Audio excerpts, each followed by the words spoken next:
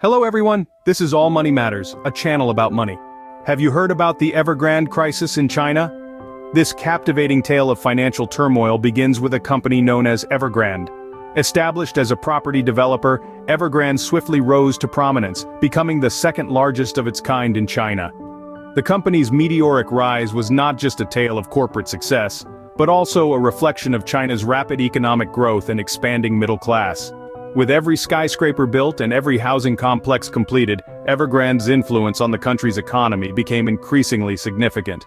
However, as with any story of rapid success, there comes a point where things start to take a turn. The first signs of trouble began to emerge when Evergrande found itself struggling to repay its lenders. Suddenly, the titan of property development was labeled a defaulter by Fitch Ratings, a global leader in credit ratings and research. This marked the beginning of financial issues that would soon escalate into what we now know as the Evergrande crisis. But the story of Evergrande is not just about a single company's financial woes. It's a narrative that intertwines with the larger tapestry of China's economic landscape, particularly its real estate sector. As Evergrande teetered on the edge of crisis, the tremors of its instability began to ripple out, touching every corner of the property market. As we delve deeper into this intricate saga, it's important to remember that at the heart of it all is a company that once stood as a symbol of China's economic might. Evergrande, a name that was once associated with prosperity and growth, now serves as a stark reminder of the risks inherent in rapid economic expansion and high debt. But the question remains, how did one of China's largest property developers end up in such a financial mess? As we peel back the layers of this complex narrative, we'll uncover the key factors that led to the Evergrande crisis and its far-reaching implications. To understand the crisis, we need to delve deeper into Evergrande's debt issue. A debt crisis in its simplest form occurs when a company like Evergrande cannot repay its borrowed money. Now imagine this on a colossal scale, with Evergrande's debt reaching an astronomical figure that makes it one of the most indebted companies in the world. How did this happen? Evergrande's business model relied heavily on pre-sales of properties, selling homes before they were built. This method, while common in real estate, becomes problematic when the market cools down and the sales slow. That's exactly what happened to Evergrande. With a slowing economy and tighter regulations, Evergrande found itself with a lot of debt and not enough income to pay it off. The result? Default. In finance, defaulting means failing to pay back a debt including interest or principal on a loan or security. A default can occur when a borrower is unable to make timely payments, misses payments, or avoids or stops making payments. Evergrande, unable to meet its obligations, was labeled a defaulter. A tag that carries significant implications, not just for the company but also for its investors, stakeholders, and the wider market. This debt crisis has impacted Evergrande's ability to function effectively. With a significant drop in profits, the company has struggled to manage its operations and meet its financial commitments. This situation has led to a ripple effect, impacting other developers. Take the Shanghai-based Hengda Group for instance. Much like Evergrande, Hengda found itself defaulting on a billion-dollar bond. Other high-profile developers including Fantasia and Kaisa have also defaulted on their debts, underscoring the severity of the crisis. But it's important to remember that this isn't just about Evergrande or Hengda or any other individual company.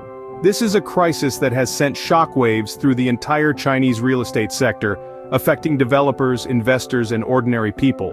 Evergrande's debt crisis is not an isolated issue, and it has sent ripples through the entire Chinese real estate sector.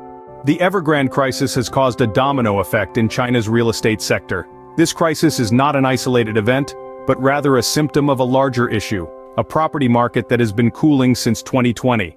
The government's crackdown on excessive borrowing and high debt has shaken the foundations of this sector, leading to a cascade of defaults. Major developers like the Shanghai-based Hengda Group and others such as Fantasia and Kaisa have found themselves unable to repay their debts. This has left these developers in a precarious situation, with Hengda Group's net profit plunging about 62% due to this challenging environment. The impact of the crisis has been compounded by Beijing's zero-COVID policy and a slowing economy, leading to a further cooling of the property market. In response to these challenges, the government has taken measures to revive home sales. These include lowering mortgage rates and easing rules on home purchases, in an attempt to stimulate activity within the market. In addition to these measures, developers have had to get creative to spur sales. Some have started accepting unconventional forms of down payment such as grain or garlic, and even offering pigs as incentives to prospective buyers. These unconventional methods highlight the extent to which the crisis has disrupted the norm, and the lengths developers are willing to go to in order to keep their businesses afloat. However, these efforts may not be enough to turn the tide. The road to recovery for China's property sector is expected to be challenging, especially with Beijing's zero-COVID approach. The crisis has exposed the vulnerabilities of the real estate sector, and it will take concerted efforts from both the government and the industry to navigate this storm and set a course for a sustainable future. What role does the government play in this crisis, and what does the future hold for Evergrande?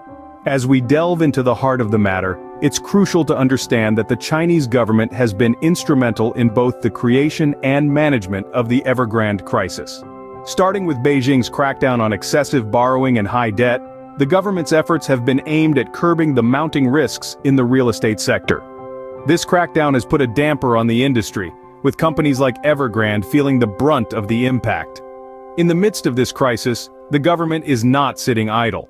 They are taking proactive steps to manage this predicament. One key initiative is the potential debt restructuring plan for Evergrande. By leading a debt restructuring plan, the government is trying to navigate the company out of the whirlpool of debt it finds itself in. Moreover, the government is also supporting private firms affected by recent debt issues. This is seen as a crucial move to prevent a domino effect that could trigger a larger-scale financial crisis.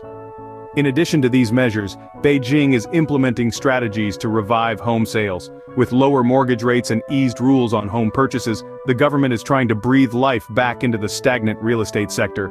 Looking to the future, it's clear that the road to recovery will be challenging for Evergrande and the real estate sector. But with the government's active involvement and strategic measures, there is hope that the industry can regain stability. However, the future of Evergrande remains uncertain. While the company prepares a debt restructuring plan under the government's watchful eye, the question remains whether this will be enough to save the beleaguered giant. While the future is uncertain, one thing is clear. The Evergrande crisis has significant implications for China's economy and the global financial market. Let's keep an eye on this unfolding story as we continue to explore the world of finance. To sum it up, the Evergrande crisis is a testament to the risks of excessive borrowing and high debt. This financial maelstrom began when China's second-largest property developer, Evergrande, found itself in a precarious position, struggling to repay lenders and consequently being labeled a defaulter by Fitch Ratings. This crisis was not an isolated incident but rather a symptom of a broader issue plaguing the Chinese real estate sector, which has been in turmoil since the government's crackdown on excessive borrowing and high debt in 2020. The impact of this crisis on the real estate sector has been profound. Major developers like Hengda Group, Fantasia and Kaisa have also defaulted on their debts, exacerbating the sector's problems. The industry's woes have been further compounded by Beijing's zero-COVID policy and a slowing economy. In response to the crisis, the Chinese authorities have been making concerted efforts to revive home sales.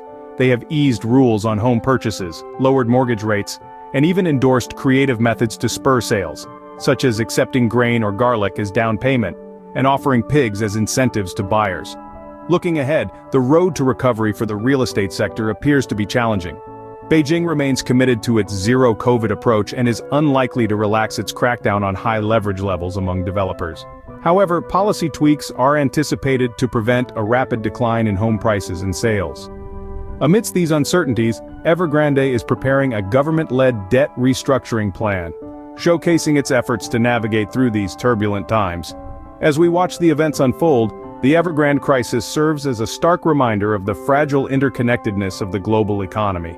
Thanks for watching. Remember, like, comment, share, and subscribe if you think our video bring value to you.